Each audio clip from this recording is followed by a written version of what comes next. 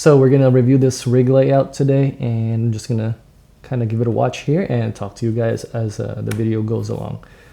So this is a FX3 with a Sigma 100 to 400. Right here I'm removing the 3.5mm cable, a little Rode Video Micro just for background audio, that kind of thing. And I have the HDMI here, and it has a 90-degree angle pointing downwards and a little coiled part to help kind of navigate some of the length of the cable. And there we go.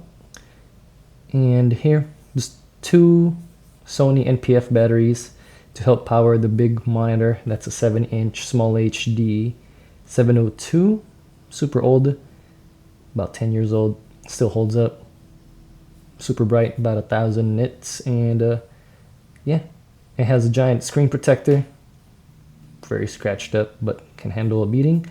And right here we have the top handle.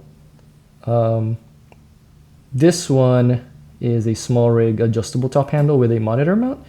That monitor mount uses a ARRI locking pin, so that way it doesn't twist. And you can also mount that on the NATO rail on top of the camera. That way it doesn't, shift. And here we go. It looks really cool that way if you don't like top handles. The whole rig here, you'll see we have about 12 inches of carbon fiber 15mm rods to help support the big 100 to 400 millimeter lens and the camera. So what's happening is that I didn't want to put external pressure, constant gravity on the lens mount, because this lens is quite heavy, and I was out on a shoot that was maybe 2-3 hours long. And right there with the monitor, you can mount it that way. It's super nice. And with the rails, there's an adjustable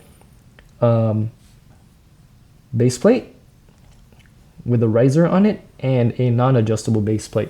So the non-adjustable base plate I used as a standard for the lens, since the lens has a pretty tall collar that you can see there. And I used the adjustable base plate to kind of match the FX3's positioning.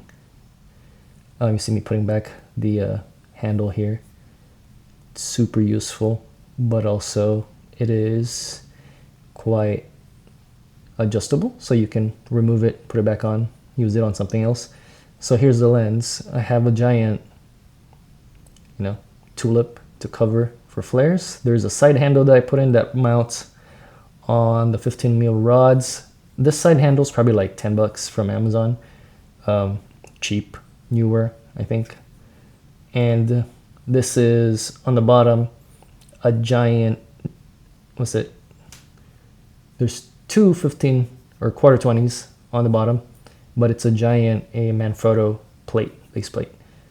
I think it's mounted on just the small rig mount. I'm loosening all 4 mounts so I can slide the 15mm rods straight out and keep it leveled, so I'm not pushing force, because you can't really remove the lens once you have this positioned. You have to disassemble everything, but it makes sure that the whole setup is rigid and it's not putting additional weight on the lens mount. It's putting all the weight on the 2 rods that are placed there. So now they're basically detached. It's just the lens by itself and the camera by itself floating. And I'm removing, all the base plates, the tripod plates, and yeah. Once this is off, you'll see that there's another base plate underneath the tripod collar for the lens, and that's helping kind of support the weight for it. There's a lot of quarter 20 threads going on this thing. It's pretty heavy, and I shot it with a monopod underneath, so that helps kind of catch more of the weight.